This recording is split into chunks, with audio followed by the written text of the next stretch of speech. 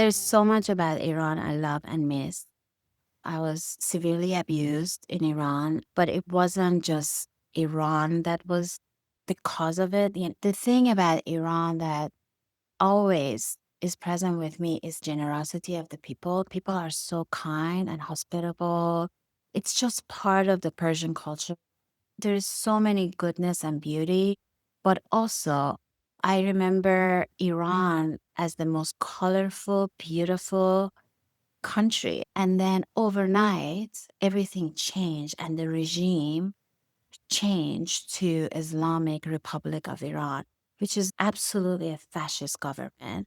They need to control everyone else and the woman and the woman's sexuality. Everything from color changed to black. I feel really lucky to be able to get away and have this beautiful life for myself that it was really hard to build. Eventually, I was able to build because I wasn't in a fascist government who wouldn't let me breathe and would suffocate me. I worry about fascism everywhere because I saw what can happen and if people don't take it seriously, how it can change overnight.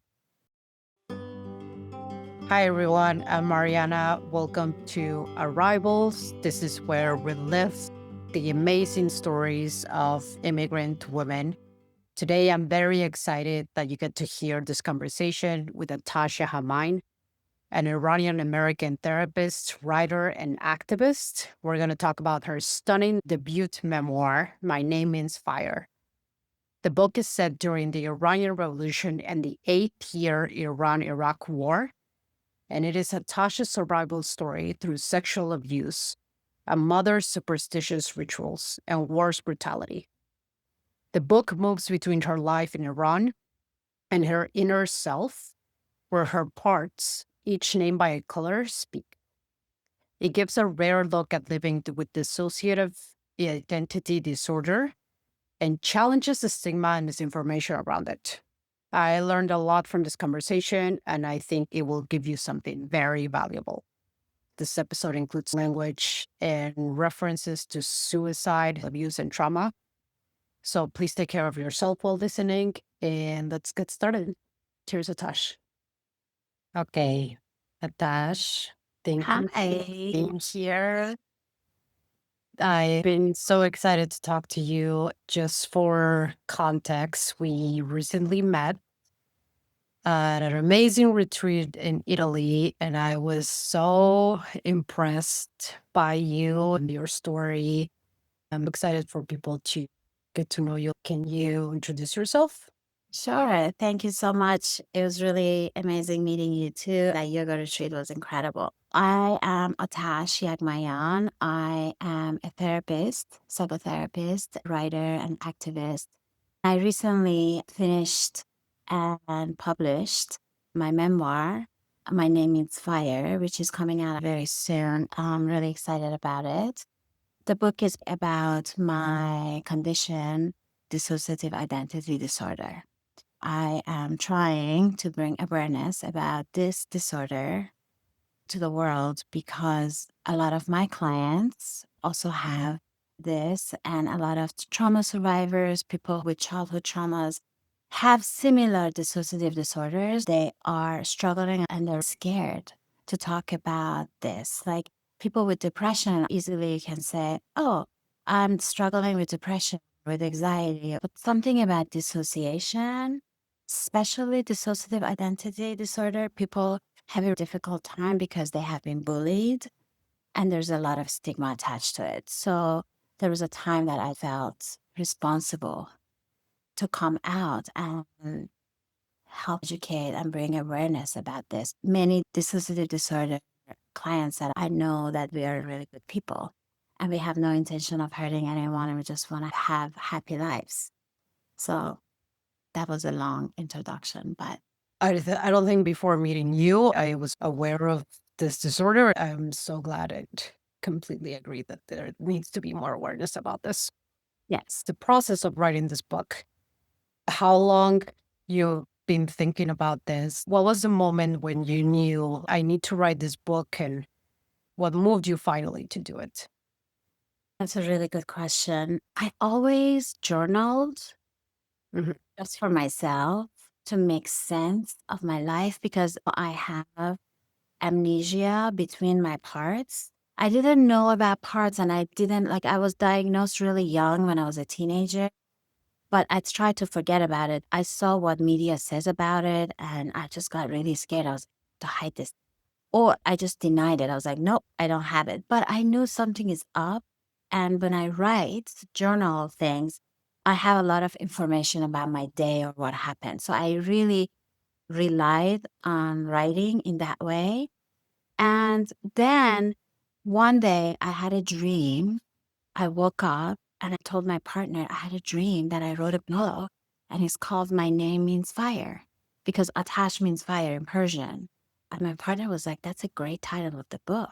So I already had the title Mm. before I started writing the book. For Then I was like, okay, so I'm going to write a book, but this book is going to be just for me because there is a lot of holes in my story. Like, I know that thing in the kitchen in eighth grade with my mom, that thing and like with my dad over there, or that thing with my sister. Like, I just have bits and pieces of stories and I really wanted to have a full story. So I was like, okay, I'm going to start writing and I'm going to get information just for me. I didn't write it to publish it. I just wrote it for me.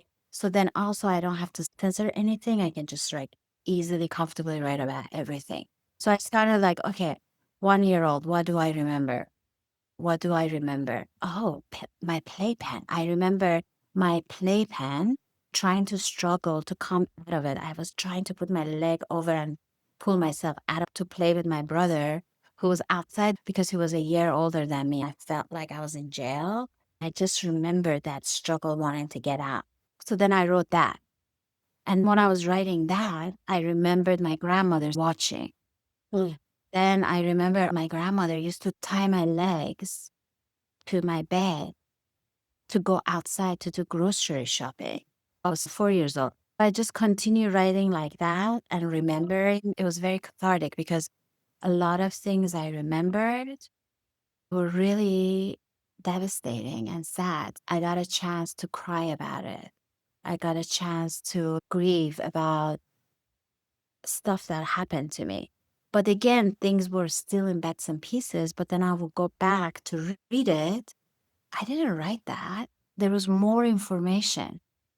Mhm. And the document, there was more stuff about that day when my grandmother tied me and left. Then it was my brother next to me who was also tied up. And then I just realized, oh my God, the writing is a tool for all my parts to contribute. Because if I remember some of the story, there's another part of me remembers different perspective of the same story. So that's how we filled up the holes, Mm. all the holes in our story. And then it became about a collaboration of 9 parts writing My Name Means Fire. So our process was long. It took us 12 years Wow. to write it. I'm so happy we didn't rush it because it would have been a different book if it came sooner. If it came out, if we sold our books sooner, probably it would have been more about the story of a girl who leaves Iran, leaves abuse, comes to America for American dream and achieve it. Right. Which is my story for sure, but that's not only my story. My full story is the ways I was able to survive what was happening to me, which is through this condition.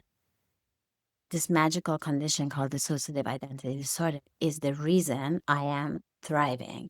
As a human, I had to figure it out. It took time to figure it out. That's the story, not just the girl who left Iran. Absolutely.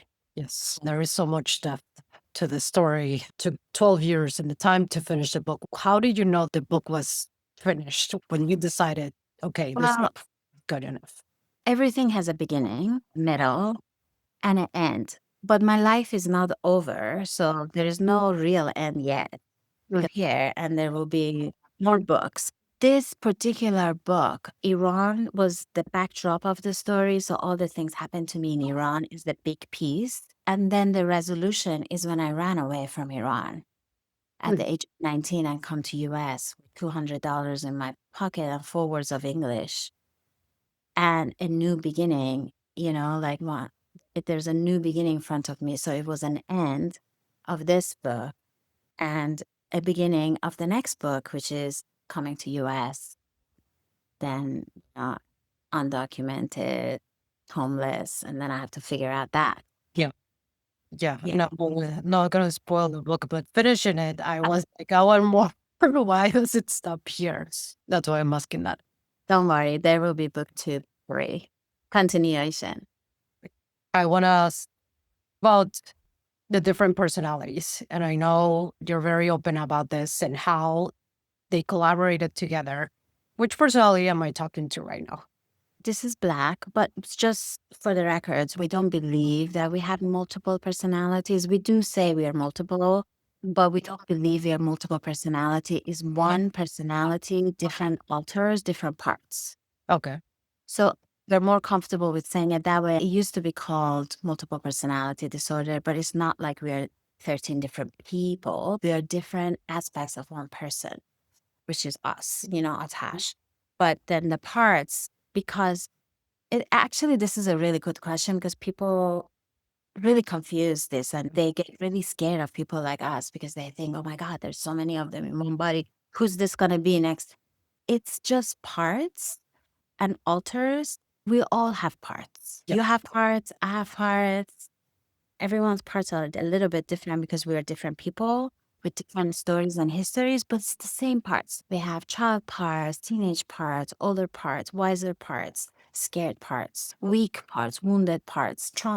It's the same parts, but for the DID person, the difference between me and non-DID people is my parts had to disperse and travel really far from one another. They crashed and broke and dispersed far away from one another. It's the distance. They went so far from me, from my mind, holding a traumatic story and memory with them and separating from the whole one by one. These parts just separated because the distance between them is so humongous. We have amnesia between our parts. Whereas non-DID people, they know they have all this. Part of you is like, wow, this is so fascinating. I really love listening to this. And part of you might be thinking, oh my God, I have to do these things. I can't forget. You're more aware of what's happening in your different parts because you don't have amnesia. But we do by design, so we don't remember how devastating our life was as a child, because if we understood it, we would not be alive. So it's a system, it's the structure, is a system that gets developed really young to protect the child and uses the parts, and the parts just disappears, right? And then when you get older, hopefully you have the wisdom or knowledge and support and love of others to one by one bring them back home, which I have in therapy. Bring everyone home, even though we have amnesia between each other, but we still can work together. We still can share information through writing with each other. That's so interesting. I'm thinking about my own parts and how I haven't really put them down and really get to know each one of them. When you say it, it makes a lot of sense, but I don't know if most people really do that work of trying to understand. Do you think through therapy you realized all of this? Well, through therapy and writing, I had 2 ways of connecting to my parts. I was very lucky that I was diagnosed in Iran at age 19 the first time. So I already knew about it, that I have it, but I just denied it. Sometimes people who have addiction might know they have an addiction, but they're in denial about it. So they continue using. I knew I'm not alone. I have parts with different desires, and my clothes keep changing. My closet is very interesting because I have gothic and I have colors, very classy stuff, boyish and very girly stuff. It's like I'm living with a bunch different people, but the reality is like I knew it's because of this condition. I'm sorry, I just switched and I hear what your question was. How did you realize this? So you were diagnosed 19 with the same age that you also escaped from Iran. Right. Yes. At age 19, I attempted suicide. And because I was really scared and they were going to marry me to someone I didn't love. And I was just like, I don't want to be married to anyone in the name of God and be raped by this person who I don't love. Because, like, they say, oh, you're married, then you're his and he can do whatever. I had questions about my sexuality. I just knew I don't want to be married. And they were pushing marriage on me, and the suitors was coming over every week, different men, like just checking me out and wanting to like pay for me to marry them. Tried to kill myself, and thank God I didn't die. This incredible therapist, a guy therapist who knew about this condition so well. I wonder if he had it. He knew about it. And he told me, you'll have a beautiful mind. One day when you are safe, you will understand what this is and you will figure it out. He explained some things to me, but because in Iran, if you want to insult someone, you say, oh, someone is multiple or they have DID. And I just was like, is he insulting me? But he's so kind. I was very confused. I just put it in the background. I was like, I'm not going to deal with it. But then I got this courage. If I'm not such a bad person, maybe I don't kill myself. I just run away. And then I try to think about how I can run away instead of killing myself. And if I die in the way, at least I didn't kill myself. At least I tried something different. So I knew about it. Thank you for talking about that specific thing that happened in your life so openly. I just want to say thank you because it's hard to put it out there. It's a huge transition that you went through in your life at that time when everything changed. One of the ways I try to help people in therapy is to understand my different parts. By the way, I'm orange. I'm a different part. I don't know who you are speaking with, but we are a therapist. I don't know if we said that or not. But one of the ways we help people, because we have learned about our parts, we can see other people's parts, teach them how to map their different parts, desires, needs, and their shortcomings and their, just like understand themselves as a whole and find the parts of them that is devastated or have despair. Like everyone who's even suicidal, like not all parts of them want to die. It's just one part of them that needs all the attention. So because we have that history, we're sensitive to other people's pain and good at helping people notice and see it, overcome that, and know there's always hope. As long as we're alive, there's hope. As bad as it feels, there is always hope and there's always a way. But it requires work and understanding those wounded parts and honoring them, not putting them in a dungeon or a basement and locking the door on them and be like, no, that part is not allowed to be here because it's weak, it's ugly or stupid or whatever we say. That type of inner violence has to disappear and it has to become compassionate. When we feel inner harmony, we can also teach other people by our presence. People can feel it. Power of examples. If anyone ever feels suicidal, I hope they also know that there's always help and they can pick up a call and call suicide hotlines and just know there is help available Right. for all of us at Yes. any time. Absolutely. Thank you for saying that.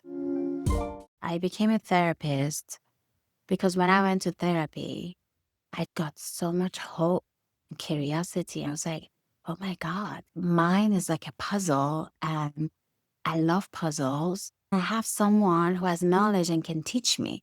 That was one way. And then the second way was like my mother was very challenged psychologically. And I never felt like she loved me. I couldn't understand that there was an illness involved. If I understand psychology, then maybe I would understand why my mother was the way she was with me. So it was also to help her. I wanted to understand her. So I had these two different ways of curiosity to become a therapist. And the fact that you say that makes me understand also a lot of the book. You talk a lot about your mom. I'm sure that remembering a lot of trauma from that in the past was also very hard to write. How, from the book, can we understand Iran better? What is the image that you want to live from Iran from this book? Well, Iran, there's so much about Iran I love and miss. Yes, I was severely abused in Iran, but it wasn't just Iran that was the cause of it. As a therapist, I see so many abused children here in US and from different countries. So the thing about Iran that always is present with me is generosity of the people. People are so kind and hospitable. People really genuinely want to help people. They love helping the oppressed person, the underdog. Like it's just part of the culture, Persian culture, poetry, love. Like there's so many goodness and beauty. But also, I remember Iran as the most colorful, beautiful country. We would do road trips with my father and uncles. I was amazed how beautiful it was, and everything was colorful. And then overnight, everything changed, and the regime changed to Islamic Republic of Iran, which is absolutely a fascist government. They need to control everyone else and the woman and the woman's sexuality. Everything from color changed to black. If a woman wasn't covered, she would be hurt, can be jailed. She can also be killed, Mhm. right? So like everything became controlled and ugly, no music. So everything really changed. So I feel really lucky to be able to get away and have this beautiful life for myself that it was really hard to build. Eventually I was able to build because I wasn't in a fascist government who wouldn't let me breathe and would suffocate me. I was in a place here that there's freedom, right? So I worry about fascism everywhere because I saw what can happen. And if people don't take it seriously, how it can change overnight. Freedom can disappear and be suffocated completely. They can be controlled. It really makes me sad that most Iranians are against the government and they're hostage in their own country by a government they don't believe in and doesn't care about. Yeah. So I would love to go visit Iran again, but unfortunately I can't because they would definitely arrest me at the airport. So the last time you were there was when you ran away. No, I went back 2008, but after that, 2009, I started writing political stuff. And my father was like, you shouldn't come back to Iran anymore. It's going to be dangerous for you. I knew a lot of friends of mine who were writers or activists. They got arrested. Some of them, they took their American passport and they put them in jail. I don't want to even play with that. Right. Of course. Is your family still there in Iran? Everyone is there, yes. Do you keep in touch with Them, some of them, yes. I'm in touch with my sisters and my father, but not so much with my mother and brother. I'm in touch with everyone who's willing to grow with me, Yeah. right? And understand me, and I understand them, and we can have honest conversations and we can repair some of the things that are repairable and we can talk about things that really was difficult. But I cannot have relationship with people who don't want to grow with me at all. Right. So unfortunately, I'm not in speaking terms with my mother for that reason. There's so much to learn from that. And I just want to say that's very admirable. I thank God every day for her. I pray for her still. And I thank God for her for giving me birth, that I have my life. You know, she gave me that. I have good genes. I'm grateful of that. But there's not much more Mhm. for us. Yeah, I understand that.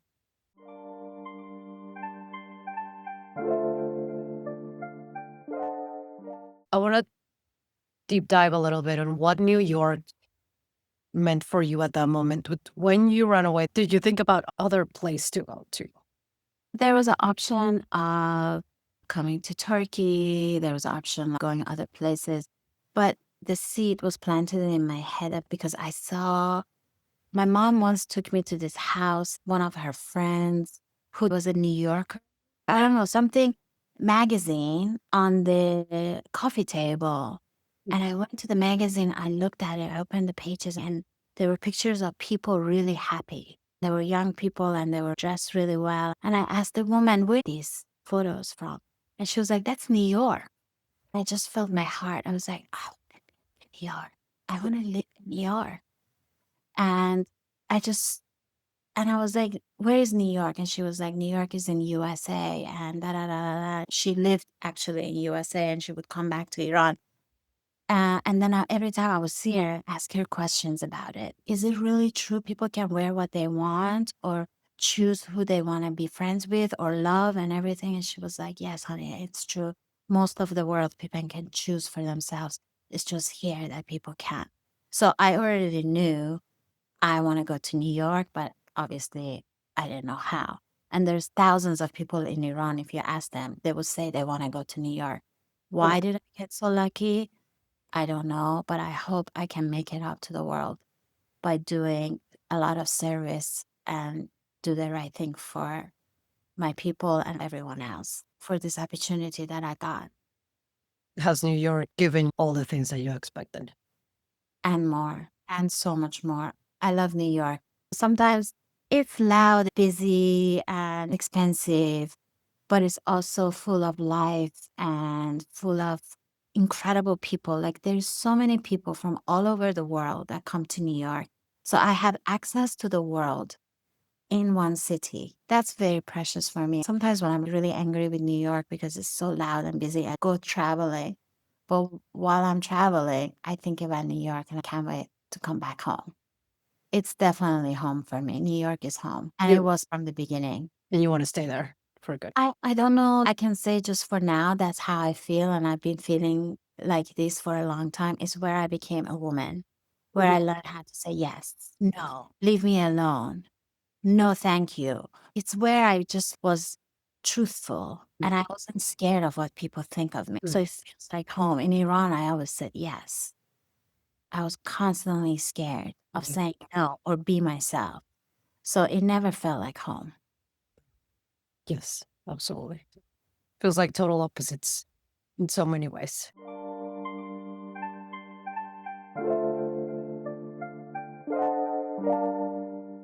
I want to go back to talk about the parts for a little bit because you dedicate this book to red. Can you explain why and what does red mean to you?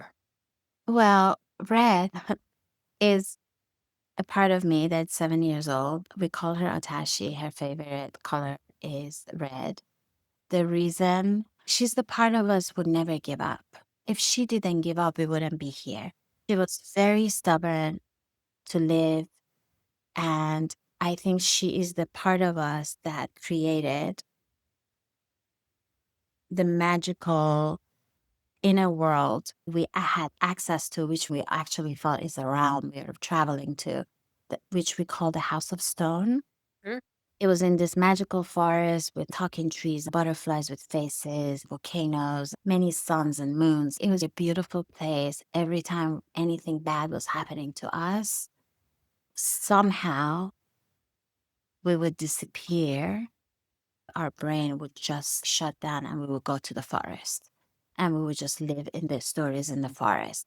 So the way I tell the story is through my inner world, my outer world, Iran, and the forest and the House of Stone intertwining with one another. I tell the stories through both worlds because that's where I was living. It wasn't just Iran that I was living at. I was also living in this place which I believe Atashi created when she was 4 years old.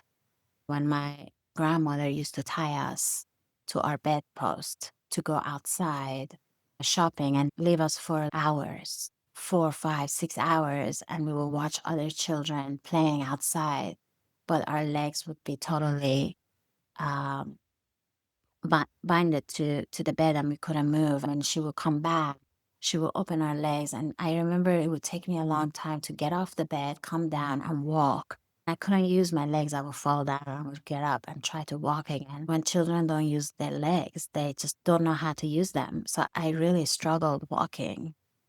Actually, those are good memories because my grandmother was so kind. And she was always feeding us and loving us and hugging us. But this is what she did too. I didn't know until I became a social worker that is abusive. I always was like, oh, of course she would do that because she didn't want us to hurt ourselves. So she would just tie us for hours. I have such an aversion to feeling trapped. And I think it's because of that. Tied up most of my childhood to my bed. I'm remembering parts of the book also where a lot of the things that you live today in the city or just in your regular life, you learn with time to attach it to trauma and why you act a certain way. And I feel like that's a life work that a lot of us need to do. What parts of us are attached to that trauma still that is hidden back there, and we just don't go to it, maybe ever. I think we could go there if we start writing. Writing is an incredible tool to awaken our memories. My whole DID system is to withhold information from me, but writing opened all the doors and the memory starts pouring in. I think we all have access to the files if we want to, even though they're like maybe file away and like uh locked, it's still there. There's a way to get there and see it if we are willing. Where I am with my life, I want to know the truth.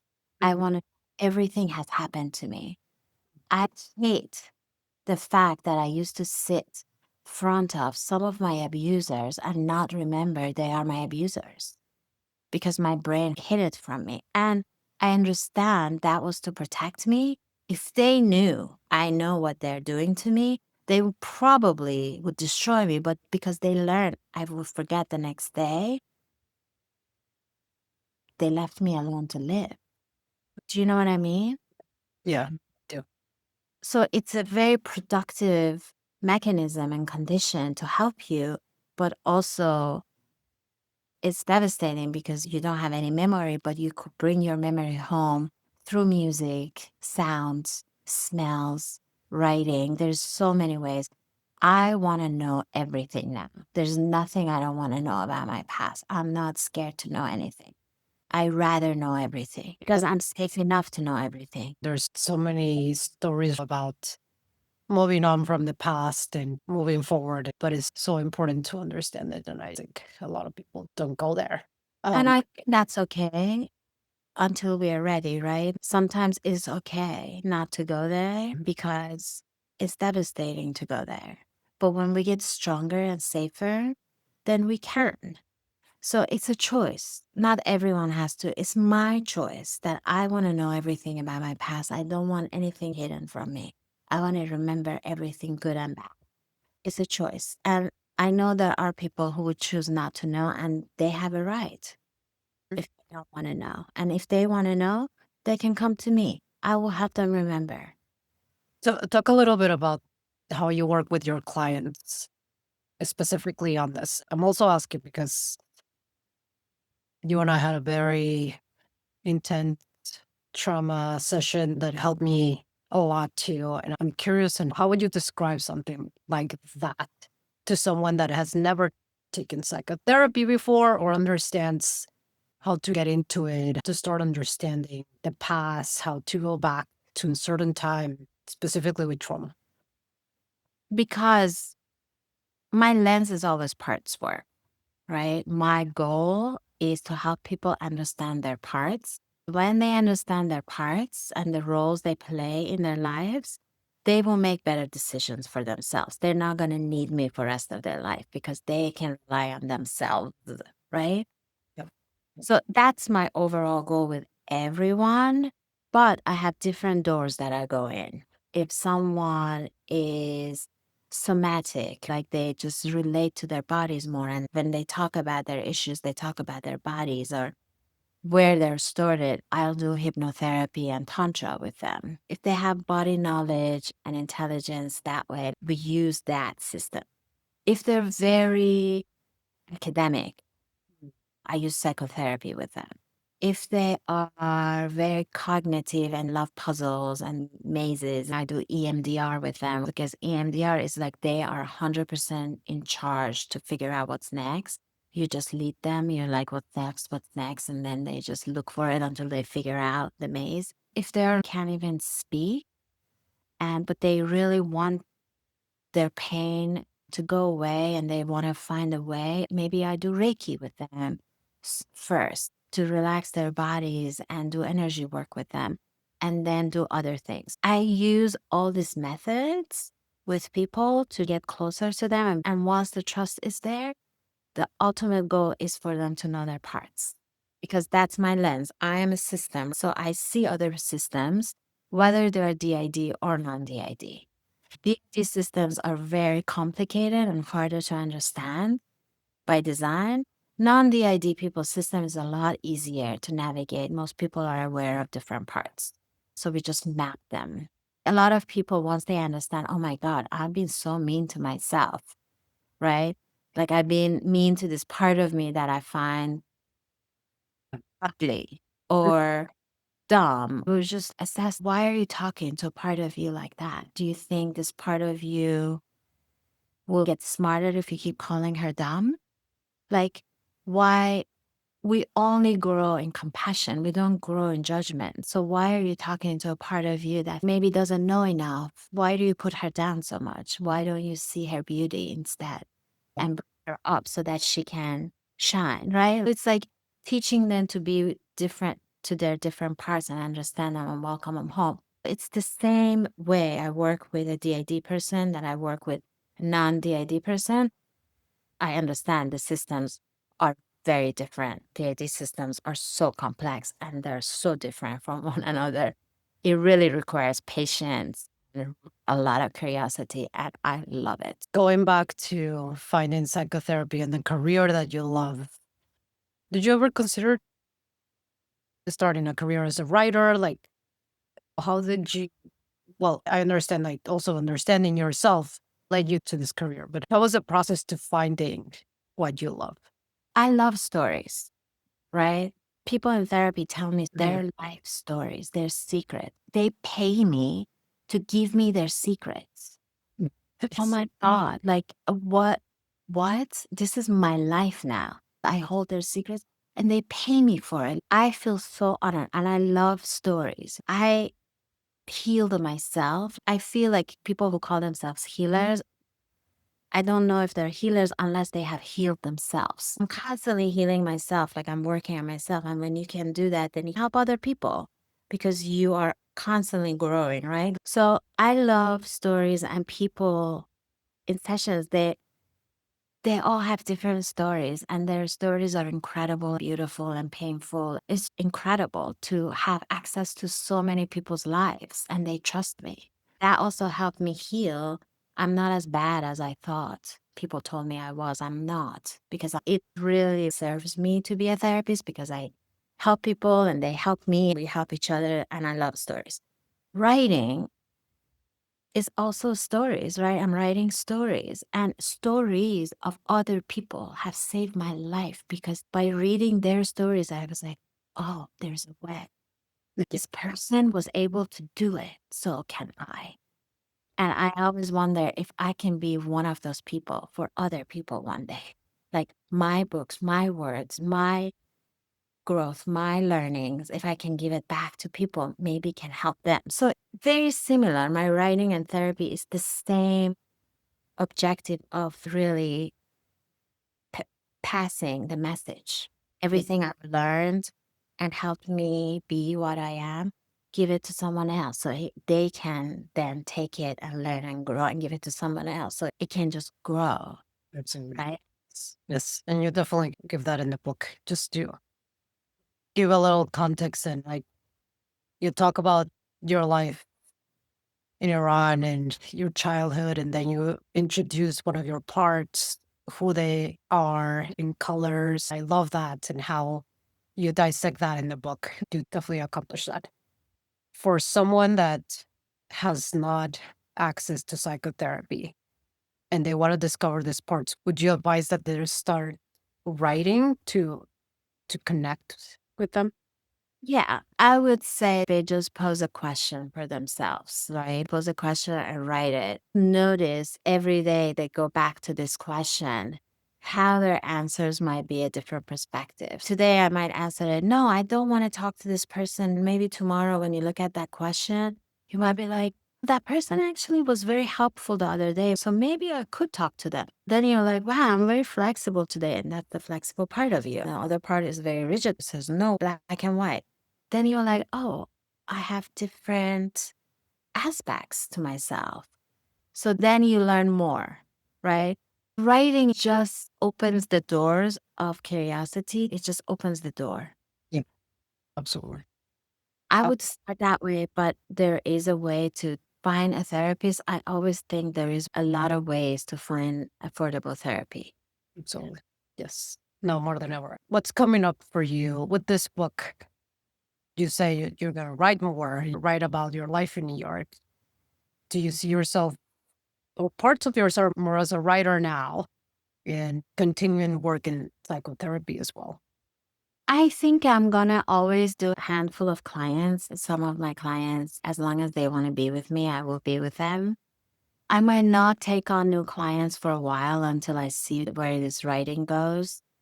I have a feeling I'm going to be very busy with the books, but I love the idea of speaking Yeah. for different people, like in universities, in hospitals, in podcasts. Just speak about it as well. I see a career now that I'm out. It took me a long time to come out, by the way. I came out in March for the first time public. Everyone around me, all my friends, and I have lots of them, they all know, but that's still a small group of people. Let's say 100 people knew. But now thousands and thousands of people know because I came out publicly. March this year, my publisher was like, your book is going to come out. I was still scared. I knew my mission. The book really helped me to come out, at least written. But then verbally, I had to come out and show. I switch a lot depending what people ask me or what I'm wearing and like show my switches to people. That was really, really scary. But I also know that's part of it, right? When my clients switch front of me, I never think how scary. I always think how fascinating, how incredible that our mind can do that. And I just become more curious and compassionate towards them. I never think scary. Why am I doing that to myself? Is this what I'm going to teach other people? So I had to really get brave Yeah. and understand my mission is bigger than me. It's not about me, it's about bigger things. When I remember that, I'm on the right path. Sure. That is one of the best things that you're doing with the book. I Thank you. appreciate it so much. You're already making a huge impact. Thank you. How can people reach out to you, Atash? My hope is for people to actually take the time to read the book. The way I have written the book, because nine part of us is a collaboration, is a teamwork between nine parts, people can really understand how it works. And also by reading it, they would become curious about their parts. So that's what I want. I know reading might be hard for people. I have dyslexia, so I know sometimes reading is hard. I have to listen to Audible and read at the same time. People can listen to Audible, but the objective of the book is for people to connect to themselves more through my stories. It's the most generous thing I've ever done by sharing my own story, putting myself on a display. I really want and wish people read My Name Means Fire and not compare our stories, but identify with the similarities. Yeah. Become curious about their parts. Because when we do, we have access to a happier life for ourselves. And when we access a happier life, we'll be a better people externally too to other people, right? When we are not in war with ourselves, we will definitely not be in war with other people. I think it would change the way we relate to violence. So I think the mission of the book is a lot bigger than I even understand, but the process starts internal. My wish is people to just pick up the book, read it, and try to identify with the feelings, with the ways that it makes sense to them for their lives. Try to map their parts and get to know them and be curious about other people's parts. When they get mad at someone, they know it's just part of them behaving that way, not all of them. Also changes the way conflict works with people. Like nobody's all bad. Nobody's all good. We all have different aspects to ourselves, and hopefully the book will help them see that in themselves and in others. In my own experience reading it as an immigrant, there's a huge part of the book that I identified a lot in that way. And of course, I come from a completely different country with completely different background, but remembering how from one point to the other your life can change in so many ways, and how you survive and discover who you are before and after, I personally identified. If you're I'm an so immigrant, happy. absolutely I'm recommend it. so happy to hear this. Thank you, Atash. Anything else you want to add? I'm so grateful for all the people who gave me their stories and they were generous with their stories and they didn't shy away and they say, oh, I don't want her to know this. And they share their stories with me because in their stories, I found hope. In sharing stories, we find hope, and hope is all we need to go forward. Hope creates love. Love also is contagious, right? Yeah. And it grow. So the more honest we are, the more we will have access to love. Find all the people who relate to us and we attract those people to us. Like it's like people always like afraid of hate and fear, and it's scary for sure. But if we connect to love and hope and are sharing our own stories without shame, take the shame out, and like our stories are not our fault. There are things that happen to us. It's not our fault. Some of it might be, and we might need to repair, but if we just think about it in terms of that and know that we can make new stories. As long as we are alive, we can make new stories, write new stories, have access to more hope, and hopefully that will become what's contagious instead of controlling other people or hating other people or putting people in the box and telling them you're bad because you're this, and instead of acceptance of each other, no matter what we are, where we are from, what color skin we have. Yes, absolutely. Letting resentfulness go and all of the control hits. Too important. Thank you. Thank you so much. This was so helpful. This is the first time I'm actually really getting into talking about my book. So thank you for that opportunity as well. This also helps me to learn to talk about it. Of course, it was an honor. Thank you so much, Atash. Thank you. Bye. I hope you enjoyed this conversation and find it inspiring. If you did, please share this episode. Don't forget to leave a rating. It really helps more people discover these stories. You can learn more about this podcast at arrivalspod.com. Thanks again for being here, and I'll see you in the next episode.